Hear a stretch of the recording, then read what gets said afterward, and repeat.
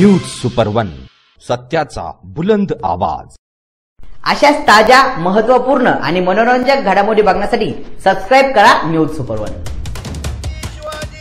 मराठा आरक्षणासाठी सावळी विहीर गाव बंद करून मनोज जरांगे पाटील यांना जाहीर पाठिंबा देत एक दिवसीय उपोषणाला सुरुवात करण्यात आली। हर हर महादेव, हर हर महादेव।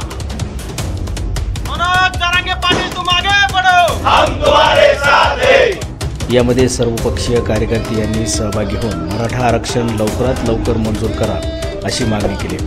सकाळी 9 वाजेदरम्यान छत्रपती शिवाजी महाराज यांच्या पुतळ्याजवळ येऊन सर्वपक्षीय कार्यकर्त्यांनी जय जिजाऊ जय शिवाजी, एक मराठा लाख मराठा या घोषणेने परिसर दणाणून सोडला। या ठिकाणी कार्यकर्त्यांनी आपले मनोगत व्यक्त केले। मनोज जरांगे पाटील यांच्या उपोषणाला पाठिंबा मिळत आहे। राहता तालुका पूर्ण बंद ठेवण्यात आला होता। यामध्ये शिर्डी साईबाबाच्या पदस्पर्शाने पावन झालेली शिर्डी महानगरी ही सुद्धा बंद ठेवून मनोज जरांगे पाटील यांना जाहीर पाठिंबा देण्यात आला। एवढेच नव्हे तर शिर्डीमध्ये येणाऱ्या साई भक्तांना कोणत्याही परिस्थितीत कोणताही त्रास होणार नाही याची दक्षताही घेण्यात आली होती। तरी शासनाने लवकरात लवकर मराठा आरक्षणाची कोंडी सोडवावी आणि मराठा समाजाला न्याय द्यावा अशी भूमिका सर्व कार्यकर्त्यांची असून सर्वपक्षीय कार्यकर्ते यांनी आपली स्पष्ट भूमिका मांडली। सगळ्या पक्षाचे, सगळ्या बहुजन समाजाचे, सगळ्या समाजाचे लोक आपल्या बरोबर इथं जरांगे पाटलांना पाठिंबा देण्यासाठी एक दिवसाचं लाक्षणिक उपोषण आपण इथं करत आहोत। या उपोषणातून आपल्याला शासनाला जाग आणून द्यायची आहे की मराठ्यांना आरक्षण हे किती गरजेचं आहे। कारण आपल्या मुलांना 90% मार्क मिळून MBBS ला म्हणा, इंजिनिअरिंगला म्हणा नंबर लागत नाही आणि त्यांची आर्थिक परिस्थितीने असे मुलं हुशार असून सुद्धा त्यांना बिचाऱ्यांना शिक्षण मिळत नाही, नोकऱ्या मिळत नाहीत। तरी यासाठी आपण सरकारला विनंती करणार आहोत, शासनाला आपल्या गावातून असे प्रत्येक गावातून महाराष्ट्रातून लोक उपोषण करतायत, शासनाला विनंती करतायत। आपणही सर्वपक्षीय उपोषणाला बसलो तर आपणही शासनाला विनंती करणार आहोत। आणि असं वाटतंय आपल्या बरोबर विखे पाटील आहेत आणि राज्याचे मुख्यमंत्री शिंदे साहेब नक्कीच काहीतरी चांगला निर्णय घेतील अशी आपण सर्वांनी अपेक्षा ठेवूयात। एक मराठा, एक मराठा। सावळी बुद्रुकच्या समर्थनार्थ आज आपण या ठिकाणी सगळे जमलेलो आहोत। आज सावळी बुद्रुक तथा महाराष्ट्राच्या तमाम मराठा समाज बांधव आणि मराठा समाजा बांधवांना मानणारा वर्ग या सर्वांची मनापासून इच्छा आहे, जरांगे पाटील आपण आमच्यासाठी, समाजासाठी जे लढता आहात, तर आपल्या भूतोल भविष्य असं महाराष्ट्राला चित्र दिसलंय की समाज तुमच्यावर विश्वास करतोय, तुमचा जीव फार महत्वाचा आहे। तेव्हा आज सकल मराठा समाज, सावळी बुद्रुक तथा सर्व मराठा समाजाच्या वतीने आपणास या ठिकाणून एक विनंती आम्ही करतोय की आपण वाचला पाहिजे, आपला जीव वाचला पाहिजे। कारण मराठा समाज एकत्र यायला जेव्हा सुरुवात होते, मला सांगायला या ठिकाणी आज तुम्ही वाचला पाहिजे, पुन्हा पुन्हा सांगतोय, आमची मनापासून कळकळीची विनंती आपल्याला आहे। आपण उपोषण पाणी पिऊन किंवा त्यात अजून काही तरतूद असेल त्याप्रमाणे उपोषण करूनच या लढ्याला सामोरं आपण जायचं आहे। आपण दौरा केला, पुन्हा एकदा मराठा समाज विविध ठिकाणी संघटित होत आहे। स्तर सोडून, परिस्थिती सोडून केवळ मराठा म्हणून एकत्र येण्याला मोठी सुरुवात झालेली आहे। तेव्हा पुन्हा एकदा सर्वांच्या वतीने विनंती करतो आणि आज या ठिकाणी सर्व सकल मराठा समाज, त्यांना समर्थन देणारे विविध संघटना, विविध जाती धर्मातली माणसं या समर्थनाला एकत्र आली। कारण आज काळाची गरज आहे। समाजात सुद्धा चाणाक्ष बुद्धिमान मुलं आहेत, त्यांनाही बरोबरीचं स्थान या व्यवस्थेमध्ये मिळण्यासाठी आरक्षण खूप गरजेचं आहे।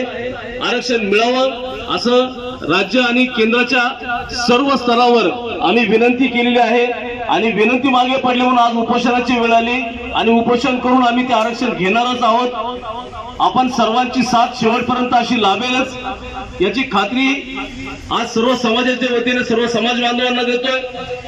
तेव्हा पुन्हा एकदा सकल मराठा समाज आणि महाराष्ट्राच्या तमाम मराठा बांधवांच्या वतीने जरांगे पाटील तुम्ही पुढे जा, तुमच्या मागे आम्ही आहोतच, परंतु आपण उपोषण ची पद्धत बदलून आपला जीव आम्हाला पाहिजे आहे, आपल्या जीवाचं रक्षण व्हावं आणि पुन्हा महाराष्ट्रामध्ये एक मोठा झंझावात करून संघटन भूतोना भविष्य या देशाला या राज्याला आपण दाखवून द्यावं अशी कळकळीची विनंती करतो। मी घोषणा देतोय, माझ्या मागे आपणही घोषणा द्यावी अशी विनंती। अरे तुमचं आमचं नातं काय? तुमचं आमचं नातं काय? आरक्षण आमच्या हक्काचं, आरक्षण आमच्या हक्काचं। मनोज पाटील जरांगे तुम आगे बढ़ो, जरांगे पाटील आगे बढ़ो। जय जिजाऊ। या पाटील हे मराठा समाजाला आरक्षण मिळावं म्हणून गेल्या 2 महिन्यापासून आंदोलनामध्ये संपूर्ण महाराष्ट्राला दौरा करून आंदोलन करत आहेत। मागच्या महिन्यामध्ये महाराष्ट्र शासनाने त्यांना विनंती केली की आम्हाला काही दिवसांची मुदत द्या आणि ती मुदत देऊनही आज पुन्हा एकदा आंदोलनासाठी बसावं लागलं, कारण शासनाने आणि राज्य शासन असेल, केंद्र शासन असेल, न्याय व्यवस्था असेल यांनी अद्यापपर्यंत मराठा समाजाला न्याय देण्याची भूमिका गांभीर्याने घेतलेली दिसत नाही। आणि म्हणून आज आपल्या देशामध्ये महाराष्ट्रामध्ये मराठा समाजामध्ये असे कित्येक गरीब कुटुंब आहे की ज्यांना आरक्षणाची खऱ्या अर्थाने गरज आहे।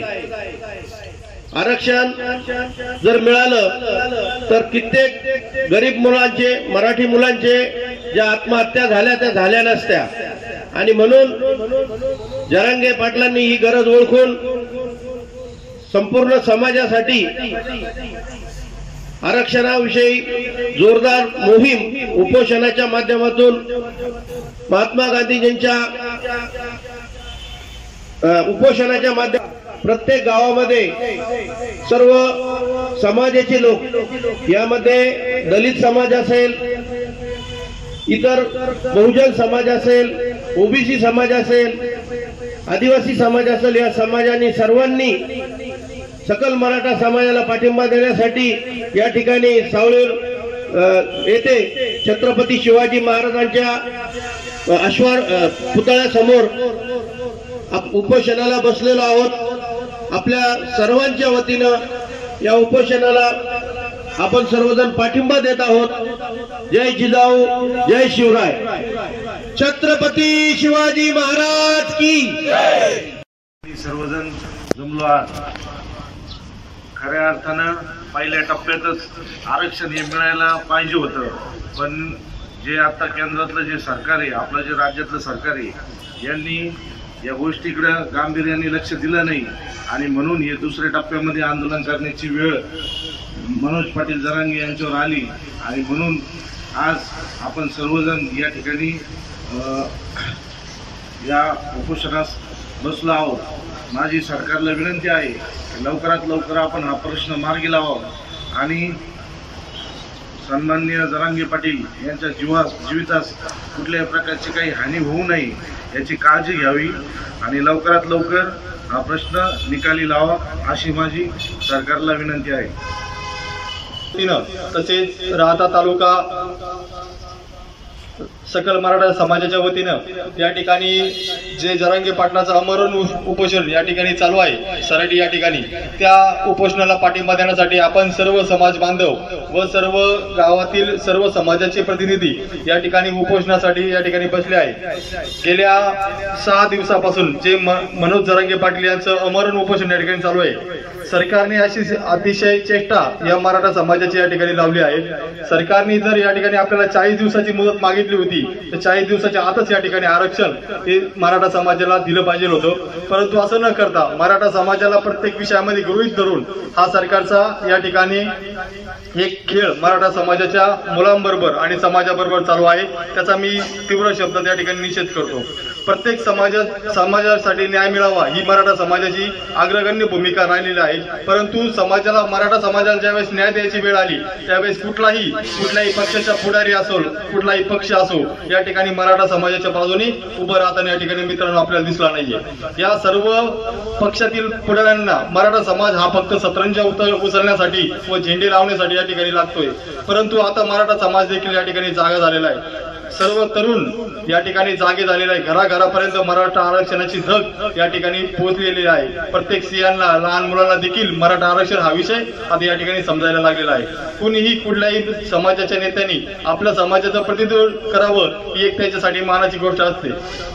परंतु मराठा समाजाच्या बाबतीत हे मोठं दुर्दैव आहे. कुठलाही नेता आपली बाजू घेण्यास या ठिकाणी तयार नाहीये. प्रत्येकाला प्रत्येकाच्या मताशी या ठिकाणी भांडवल फक्त मराठा समाजाची विषयी बोलायचं, छत्रपती शिवाजी महाराजांचं नाव घ्यायचं, मतं मागायचे. परंतु मराठा समाजावर ज्यावेळेस वेळ येईल त्यावेळेस मराठा समाजाच्या मागं कुणी उभं राहत नाही. ही फार मोठी शोकांतिका आहे. 148 आमदार मराठा समाजाचे आहेत, परंतु ते एकाची हिंमत मराठा समाजाच्या पाठीमागे उभं राहण्याची नाहीये. ही फार मोठी शोकांतिका आहे.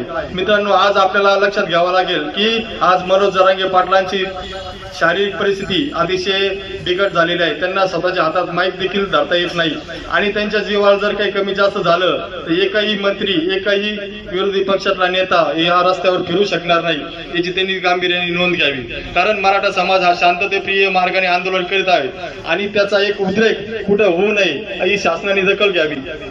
जर त्यांनी लवकर दखल घेतली नाही तर महाराष्ट्रात काय तर तुम्हाला तुमच्या घरात देखील राहणं मुश्किल होईल अशी तुम्हाला मी या ठिकाणी तुम्हाला इशारा देतो. व मराठा समाजाचा या ठिकाणी अंत पाहण्याची आता ही वेळ नाहीये. मराठा समाजाच्या बाजूने उभं राहण्याची वेळ आहे आणि ती त्यांनी साधावी अशी सरकारला विनंती करतो.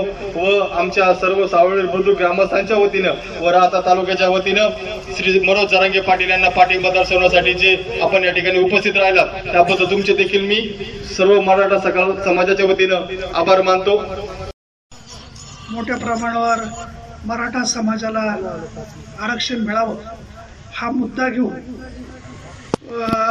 श्रीयुत मनोज जरांगे पाटील आणि त्यांच्याबरोबर त्यांचे सहकारी आणि आज त्यांना साथ देणारे, विविध मार्गाने साथ देणारे, उपोषण असेल, लाक्षणिक उपोषण असेल किंवा मोर्चा असेल, कॅन्डल मार्च असेल, या माध्यमातून अनेक संघटना आणि त्यातल्यात मराठा समाज हा मोठ्या प्रमाणावर एकजूट होऊन एकत्र येऊन या आंदोलनात सहभागी झाला आहे.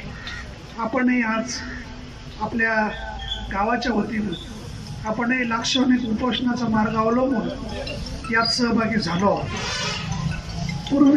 पूर्वीचा काळ असेल,